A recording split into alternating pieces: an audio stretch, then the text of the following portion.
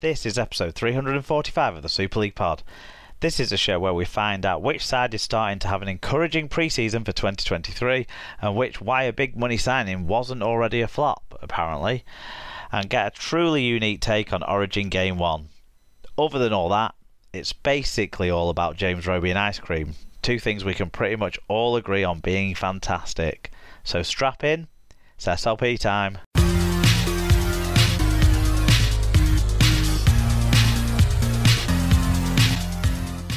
Hello listeners, welcome along to episode 345 of the Super League Pod. It is myself, Mark, and I'm joined by David, so it's a Wigan Saints derby on the podcast this week. How are you doing, David? I'm very good, thank you very much, Mark. I've had a busy few weeks, but looking forward to having a chat about the greatest game this evening. And as you say, Wigan Saints derby, previewing the derby to come in a few weeks' time up at Newcastle, which I'm sure we're both looking forward to. Yeah, you've been all over the show since we last had you on the podcast. You've been up at the higher reaches of Scotland. You've been down in the lower reaches of Europe. You've been everywhere. Yeah, it's been a busy few weeks, Mark, and that's set to continue, I think, until the end of August. I think it just seems to be non-stop at the moment, but that's not a bad thing. This retirement lark, it's very busy. You know? Very stressful. It sounds very stressful, yeah. It is. But from your trips to Scotland and to France and to Portugal aside, I mean, I'm on holiday as well today. Today, whilst we're recording, I'm on holiday. We're in a lodge in Wales, and the internet to the listeners, the internet in the lodge just dropped out an hour before we were due to start recording, and I started really freaking out and getting really annoyed because I told Alan it's okay, the internet's been great. That's the way it is. That's the way it is. But yeah, we've got something recorded, so we'll eventually get it in your guys' ears. And we never get our shows in people's ears without the support of our friends and sponsors. So do you want to let people know about our favourite supporter? I certainly will. Super League Pod is supported by Rob's Megastore. Rob's Megastore stocks a wide variety of toys, stationery, arts, craft ideas, pet accessories, books, and of course, rugby league birthday cards. Search for Rob's Megastore on eBay or find the link on our episode blog post on superleaguepod.com. SLP listeners can use the code SLP10, that's SLP10, at checkout to get 10% off any orders over £5, or enter SLP discount and give your 10% towards funding the SLP's running costs instead, which is always very welcome. Yes, great stuff. Thanks, Rob's Megastore, for its continued support. So, yeah, things might sound a little different today because I'm sat in a pine-trimmed room on a creaky bed, and I'm about 5 beers in as well. So, this should go really smoothly then. So, yeah. So, and also the internet in the lodge dropped out when I was just about to start recapping for myself the whole Catalans game. So basically, most of that game and the other 3 games of the weekend, I'm going to be scrambling for my memories of when I watched the highlights on Sunday night. Looks, because I was in Portugal, Mark. So I have managed to watch all the highlights, I have to admit. But yeah. So we might have to move quite quickly through some of those. I think we've got some good fan reviews on most of the games, but the Toulouse Catalans game, that might be a bit of a stretch. Well, I did watch that. I did manage to watch the highlights of that. But anyway, I'm sure we'll manage. Yeah, good stuff. Right, we're going to start with a couple of bits of feedback that we've had in. So the first one is a genuine piece of feedback. It's from our Warrington correspondent, Lee Whitnell. He's got in touch about Mike Cooper because we talked about his move to Wigan being confirmed last week. So Lee said, Mike has been a great servant of the club over 2 stints and his on-field performances can't be questioned. However, the rumours coming out of the club suggest that he is a key part of the dressing room unrest that is crippling us this season, and the fact that we're getting rid, despite his performances and close relationship with Simon Moran, is a clear statement that the club are backing Powell. I think we sort of suggested that last week, me and Sarah, when we were talking about it, but to get the Warrington fan perspective on it kind of nails that down, doesn't it? That's how they're feeling there. It's almost like a clear sign of moving on from a past that was successful but not reaching the promised land to something else with someone else in charge and giving them the power. Yeah, I mean, there's been rumours, certainly that I, have reached my years for the last 3-4 years about all not being quite rosy in the back office at Warrington. So, I think at some stage that this was almost inevitable, and this might be a sign of exactly that. Let's see what happens next. But Cooper's a super player. He'll be very good at Wigan, I'm absolutely sure.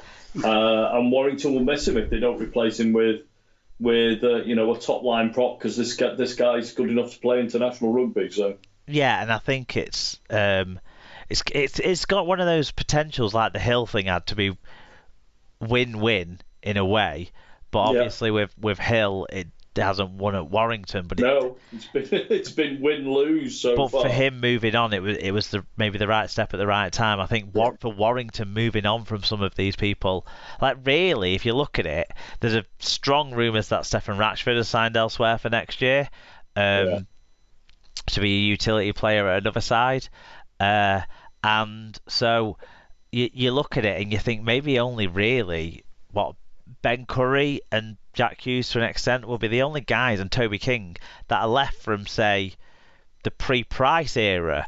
And a lot of the more senior guys there seem to have become maybe comfortable in their existence at Warrington without figuring out what it needed to be to take that extra step. And no matter what type of recruitment, expensive recruitment they've tried to do, it hasn't had that edge. So this is a different way of trying to shift things around at the club, and I don't think moving on a 34-year-old prop is really the worst decision a club could make when they're trying to make some substantial changes. So we will see, but I think it's got a chance to be a winner all around, that deal. Yeah. Okay. Good. One other one that maybe not genuine. Do you want to tell us about what this was? I'll try and read this, Mark. I read it out to myself before. I'm not quite sure I got the flow of it very well, and I'm not entirely sure I understand it, but I'll read it out anyway. So this is from someone who claims to be Brett Hodgson, and it's re-show feedback. Imagine my joy when my Google search for quotes, how not to shit the bed in rugby league, unquotes, led me to Super League podcast with its own incontinent specialist. Shout out to Dr. Bob. I downloaded it right away, but unfortunately found the advice to be underwhelming, and in the end I tuned out around the time the referee child arrived to talk about how terrible we are. 1 out of 10 would not listen again. So that's a callback to the episode title from last week, and also the very brief period where Joshua popped up in the background to say Hull FC were terrible, and then didn't really explain his feelings, which shows how annoyed he is. But good stuff. Whoever sent that in, that gave me a chuckle, so thanks very much for that. Do you want to tell people how they can get in touch and get involved with the show, just like Lee and Brett have done in the last week? Indeed. On social media, it's at Super League Pod on Twitter and Instagram, or facebook.com/Super League Pod / Super League Pod. You can email superleaguepod@gmail.com or visit superleaguepod.com to get the info on each episode and links to the Google Forms for your fan views that we can share and discuss on the show. And don't forget to subscribe in whatever podcast app you're listening to, and leave a rating and review if you can. Good stuff. Right, we're going to jump now into the Super League Round 15 match reviews.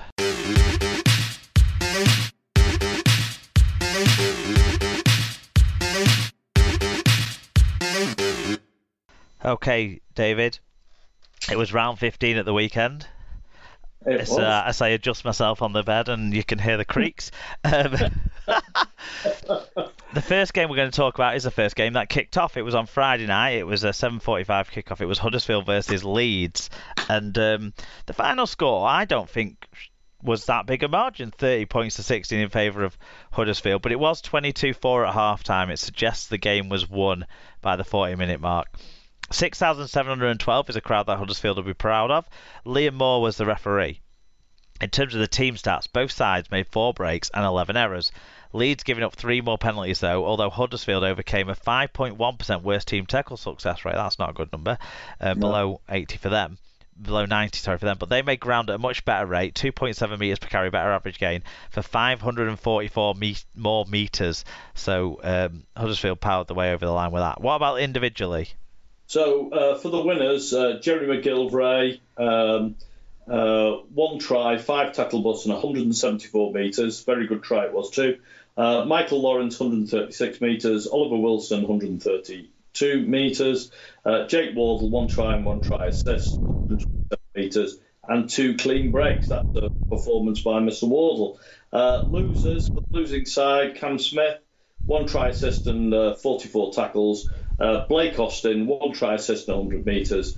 And David Fusitua, 8 tackle busts and 138 metres. John Hamilton.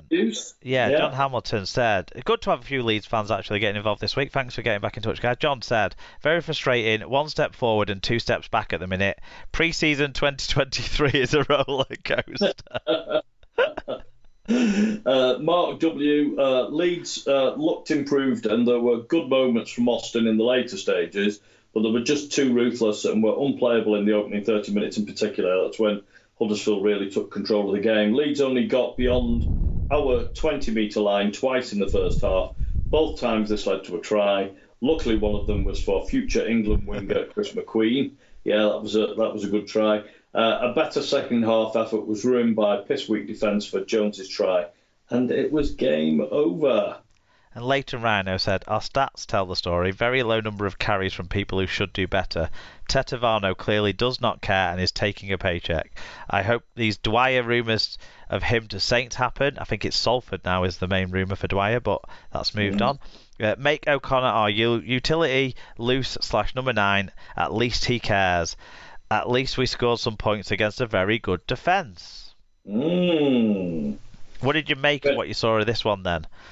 I mean, the stats at the start really tell the story. I thought, Mark, from what I could see anyway, the game was done and dusted. And as often is the case, when a side builds up, a 20-point lead, then sometimes you end up with taking foot off the gas a little bit in the second half. There was some poor defence on both sides, to be honest. None of the tries were dramatically brilliant, other than McQueen's length of the field. But even that one had the look of like one of those tries that you get late in a game where it's kind of But it was late in the first half. It wasn't even half time yet. No one got back to him. He did very, very well and scored it. I thought Jerry's try was good. There were some nice hands involved in that.